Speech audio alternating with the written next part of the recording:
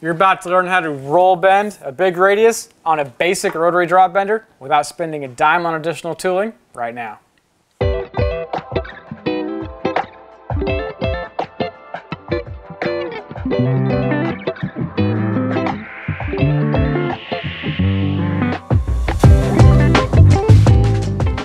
At RogueFab.com, we have a bump bending calculator, which of course tells you exactly how far apart and how many degrees to put each one of your bends to give you the radius and length of straight tubing take up that you want. So we're gonna go to that calculator right now, and the numbers that are in the calculator by default are of course not gonna match our project. We want a big radius. I'm just gonna type in 36 inches because a 3-foot radius would work well for the project I'm doing. The goal here is to get an 80-degree bend, so we're gonna be working toward that. I'm gonna leave the default 6-inch CLR for the die, and I'm gonna skip the number of bends. It's defaulted at 10. We'll probably go up from there.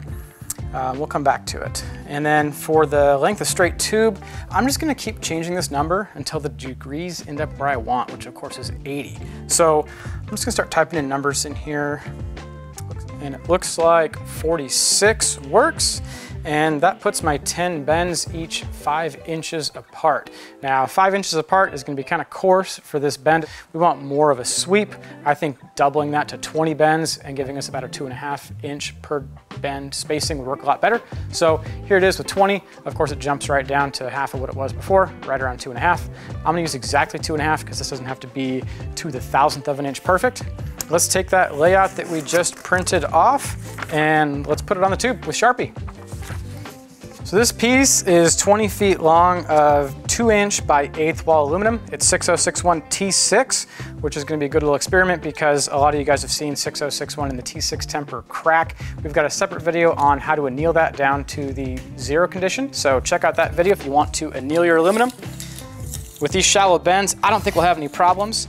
I'm going to start my very first bend 3 feet in, and you'll see why I'm doing this at the end, but that's going to make a lot of sense for our project. And then we're gonna do 20 bends, 2.5 inches per. So 1, 2, 3, 4.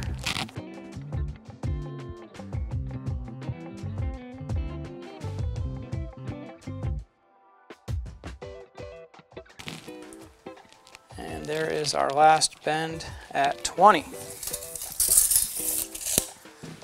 Now, spacing of 2.495 inches, bump bend angle of 3.971. So I'm just going to write that down here, 3.97 degrees. That's basically 4 degrees. I'm going to shoot for 4, but if we're a little bit under, that's really closer to 3.97. So I'm just going to write that in a few places on the tube. That'll help in case I get 3 bends in and forget what I'm doing. So I just have the setting in the machine. I still have to fish the wires through. We're gonna be bending with a UHMW pressure die. This is great for aluminum because it slides over it, really cannot scratch it. So we're gonna clamp on a digital rotation gauge. This will tell us if we're rotating in between bends. Obviously we wanna keep this thing at the same reading it clamps on at the entire time. I'm gonna 0 it, and then it will read 0 the entire time during the process. One other important factor when you are bump bending is you should put the clamp block bolts facing down. This is something we don't normally do in the M600 series bender, but if you put them up, we're gonna end up with bends between the clamp block and the die, and it's gonna angle the clamp block, and that's gonna drive the edge of the clamp block into this edge of the die. So we're gonna do this upside down.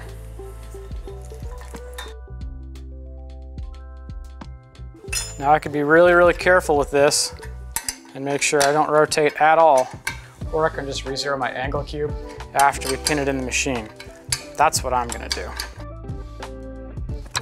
There we go. When your clamp block is upside down, you can use just about any one of these clamp block holes that makes sense. So while we have a 6-inch radius die in the machine, I am actually gonna be using the 4.5-inch hole just because it's gonna keep the clamp block closer to the beginning of the bend. And as we did our layout, our line starts 36 inches in. We're gonna actually have about another 1/2 foot between the edge and the first bend. So our straight section at the end, I measured 3 feet. We'll have about 3.5 feet. So like usual, we advance until this gets tight.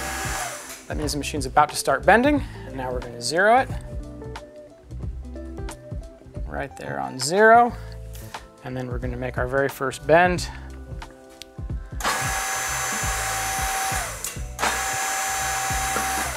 So that's 4 degrees gross. We care about net after spring back. So we're going to pull that back, make sure it's not tight in the machine, which it's not. And now we're going to check our spring back. We only have to do this for the very first bend. After that, they're all going to have the same amount of spring back. There's our bend. So you can see the bend is pretty gradual. It's that little bend right there. And we're going to 0 it before the bend. And we only got 3/4 of a degree. So we're going to have to overbend by about 3 degrees.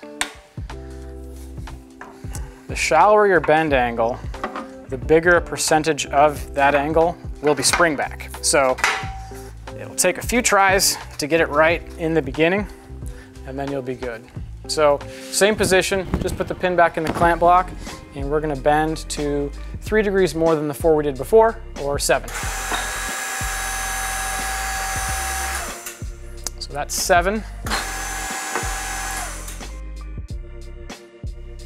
So we're 0'd, and then we're at 3.05, well, basically 3.1, basically 3 degrees. So I'm still underbent by almost a degree. So if I bend this to almost 8 or right about 8, we should be good. Do it once more, check spring back again. Can't wait to get through a few of these bends. The end's gonna get a lot lighter, it'll get more balanced.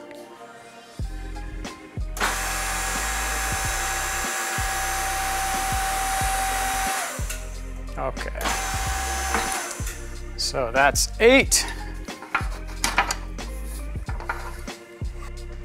Anybody watching that's done a lot of sheet metal bending might know that if you bend something twice to the same angle, you actually get more bend angle net out of it. That effect does carry over into tube. I generally ignore it, but I have made this bend with several bends now, so subsequent bends might have less angle with the same actual indication. We are at 4.32, including the multi-hit factor. I'm gonna keep going with the exact same number. So I'm gonna try and go a tiny bit lighter, but not very much at all. So our first bend was on this line. We moved the clamp block to be just behind the very next line.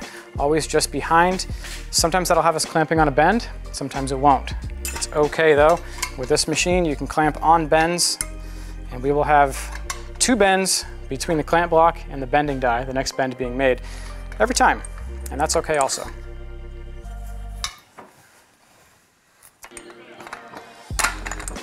So we're gonna get this in here with the clamp block, bolts loose on the Sharpie line, and then we're gonna fix our rotation.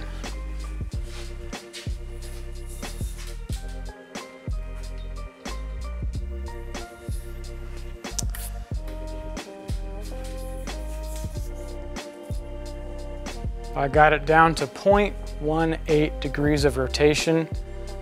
My tolerance for this is about 1/4 of a degree for rotation, so I think that's acceptable. Again, that rotation gives us spiral, so if you don't want spiral, keep it as close to 0 as you can.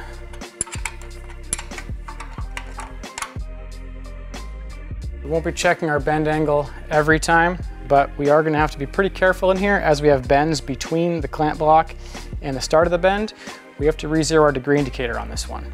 Once we get to the point we've got a consistent number of bends in between the 2 points, this point and this point, we can then just leave the 0 alone and just keep bending the whole way through. Now we re-zero, and again we're re-zeroing because there's a bend in here between the clamp block and our pressure die where the bend's actually starting between, these 2 points.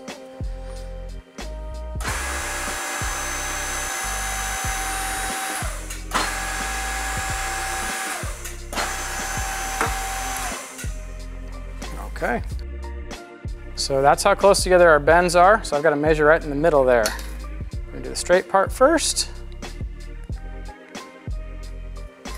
and then our bend, and we got 4.7. It's gonna be our little secret, don't tell anybody. So we're gonna bend a little bit less and see how it goes on the next one. The nice thing about these, since the bends are really gradual, if you're off by 0.7 degrees on one of them, it won't have a huge impact on the appearance overall of the final part. So I'm gonna put X's through the lines I've already used, help make sure I don't get mixed up at all. So this will be our third bend.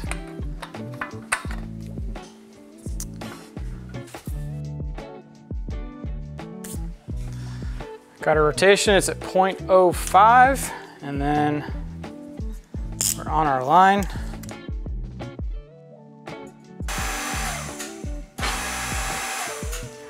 Okay, so that 0 moved a tiny bit, but not very much. So we're pretty close to the point now that it's gonna be the same for every single bend. Last one was overdone a tiny bit, so I'm gonna bend to 7 instead of 8. Make sure we get close to that. Basically 4 degrees we're shooting for.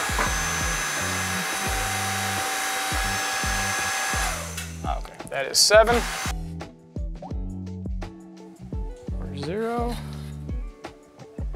All right, that gave us 3.65, basically 3.55. So that's gonna basically make these two bends average right around the 4 degrees we want. So I'm gonna leave that one just slightly underbent.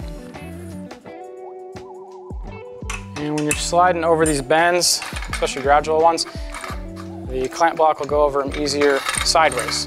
Put it over straight, it'll get stuck on them. So since they open up that way and the bends deform in that direction, that's always the way you go.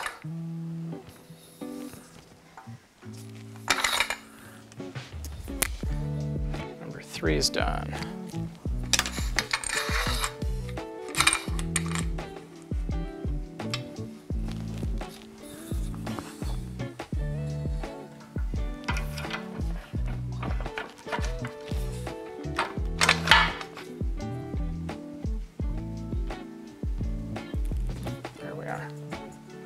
All right, it's around 1/10 of a degree of rotation, so I'm happy with that.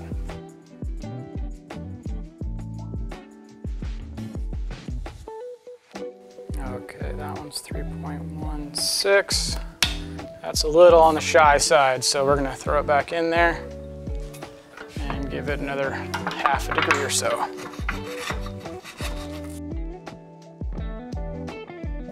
3.99, that is pretty much exactly what we want. So that was 7.5 degrees. So on this application, this alloy, this bender today, 7.5 with 2 bends, inverted clamp block in the 4.5. See how specific this is? Don't copy this. That's gonna be the setup for today.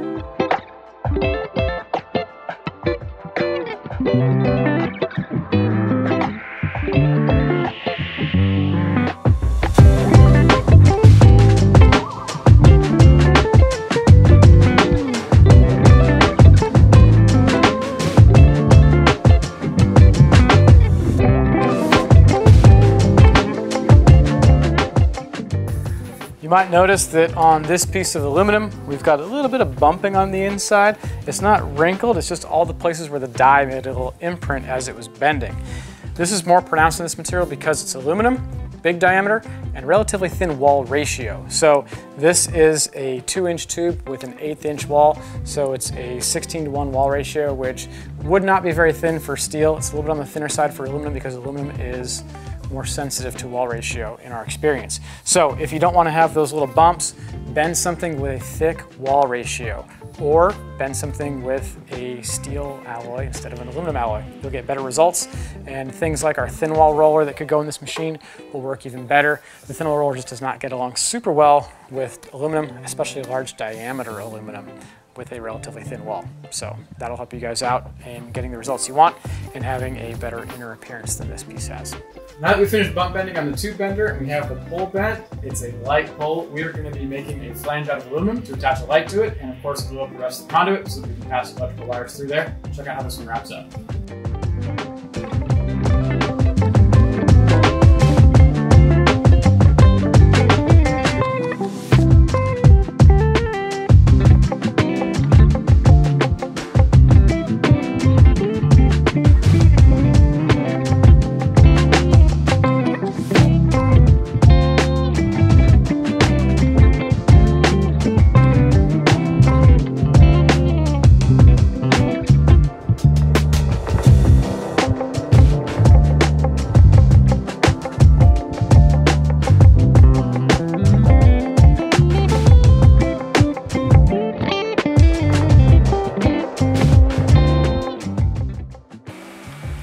So this is a single wall notch so that we can get our little micro 1/2-inch conduit to come out of the middle.